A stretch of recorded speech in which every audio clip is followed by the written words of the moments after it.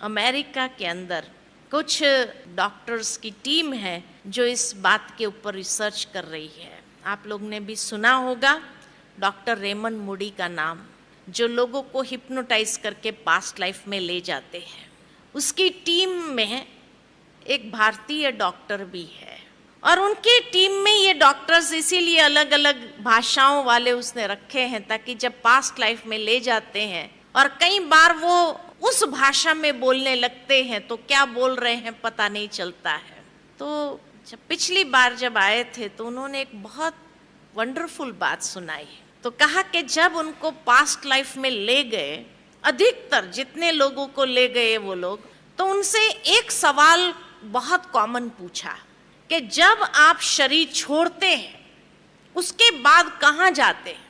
सीधा दूसरे शरीर में प्रवेश करते हैं या भगवान जैसी कोई चीज है और उसके पास जाते हैं और भगवान आपको फाइनलाइज करते हैं कि आपको ये घर में जन्म लेना है, ये घर में जन्म लेना है, कहाँ जाते हैं?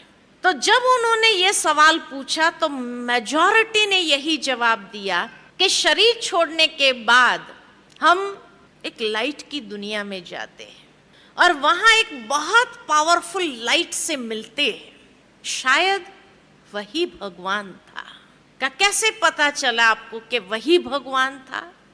तो कहा क्योंकि वो भगवान इतना प्यार दे रहा था, इतना प्यार बरसा रहा था कि जैसे हम प्यार के फव्वारे में नहा रहे थे। इतना प्यार भगवान के सिवाय कोई नहीं कर सकता है, इसीलिए वही भगवान था। बहुत डिवाइन लाइट थी, बहुत पावरफुल लाइट थी।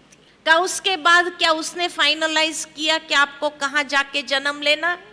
का नहीं, भगवान फाइनलाइज नहीं करता है।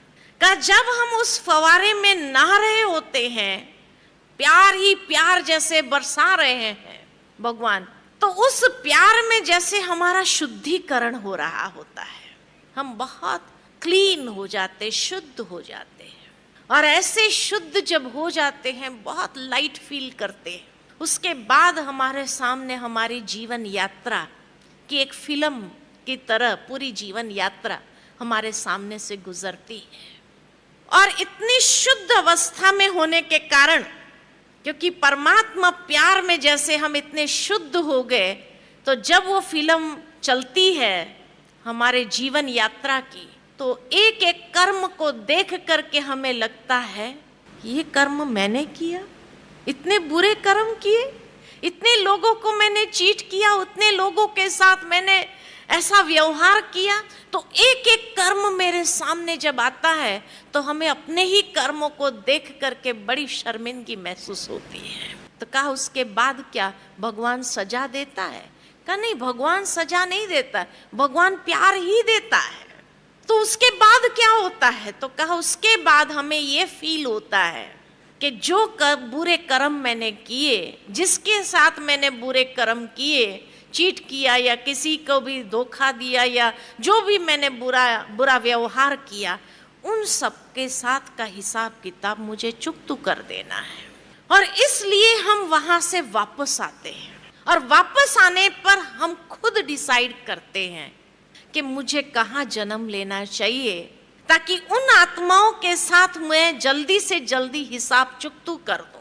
तो हम डिसाइड करते किस घर में हमें जन्म लेना है। उसके बाद हम ये डिसाइड करते हैं कि ये कर्म का फल हम कैसे चुकाएंगे। इसके लिए होनी को फाइनल करते हैं, डेस्टिनी को फाइनल करते हैं कि ये डेस्टिनी होगी और ये कर्म का हिसाब हम ऐसे चुकता करेंगे। तो सारी जो डेस्टिन्ड बातें हैं उसको हम फाइनलाइज करते हैं। इसलिए कहावत है, होनी को कोई टाल नहीं सकता है, क्योंकि वो होनी हमने ही फाइनलाइज की होती है।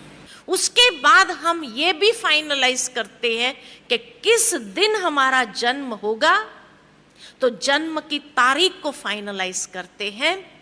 और उसके बाद ये भी हम फाइनलाइज करते हैं कि ये हिसाब चुकाने के लिए हमें कितने साल चाहिए।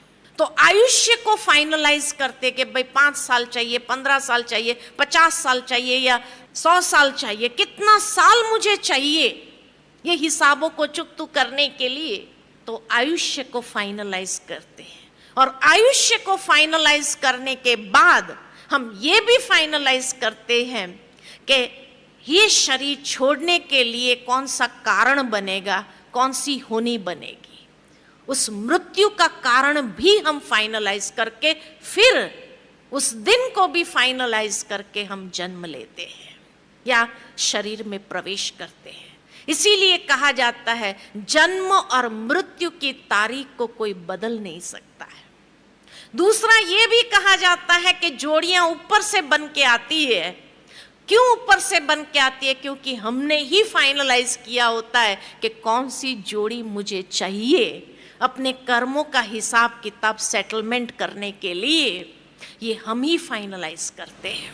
का उसके बाद क्या आपको याद रहता है? तो कहा 2 साल तक हमको बहुत अच्छे से याद आता है कि हम किस लिए इस संसार में आए हैं।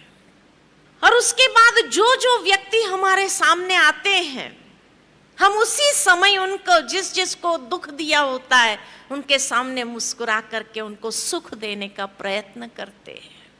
लेकिन जैसे ही हमारी वाचा खुलती है, हमारा मोह क्रिएट होता है परिवार के सदस्यों के साथ, वाचा खुलने के बाद विस्मृति हो जाती है कि हम किस लिए आए। और इसलिए जब होनी होती है, वो होनी को भूल जाते हैं कि ये हमने ही फाइनलाइज किया है। तब ये सवाल आता है कि मेरे साथ ही ऐसा क्यों होता है, भगवान मेरे साथ ऐसा क्यों? भगवान नहीं करता है, हमने खुद ने फाइनलाइज किया है। इतना गुह्य राज स्पष्ट हुआ है ये पास्ट लाइफ रिग्रेशन के माध्यम से।